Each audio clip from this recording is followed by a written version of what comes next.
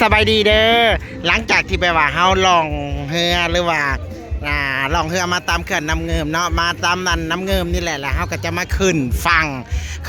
ทั้งพี่แหละเนาะบอนส่วนสุดเลยมันจะมีเครื่องขายหรือว่าเพิ่นขายเนาะผลิตภัณฑ์พื้นบ้านโดยเฉพาะกาคือ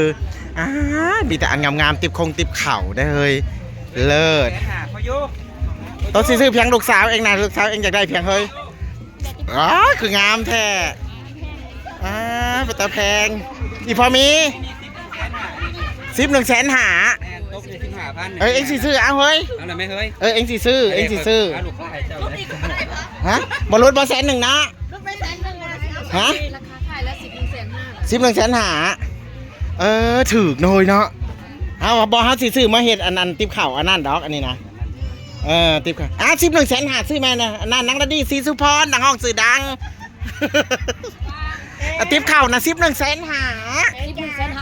มันถือมันหน่วยหาซื้อวัดลงวานี่เท่าไรอันนี้นะแม่ตัวอยากได้ให้อีหล่าคำแพงซื้อใหม่เลยนี่ไว้ได้นี่ได้เงินตัวเฮียเฮ้ยหุ้นกันซื้อได้ไหมเงินติดก็ได้พูดทิพย์ชงจำแต่เนาะปัจจุบันมูลนางรันนี้11,000หาติ๊บเข่านั่นนี่มันก็พอเอาฮีบเอาต้องจะไปซอยตัวนี้เศษเก้าตัวนี้จะเป็นรุ่นละเอียด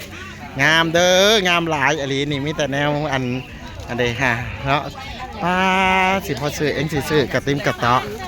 เด้ใหญ่เบิ่งเมื่อจุดสิ่งจุดยันก็นี่หลายเด้อหลายอะไรเนาะโอเคจะนะสีอันน่ะเอาสีอันซื้อเครื่องก่อนเด้อแล้วจังสีอันมา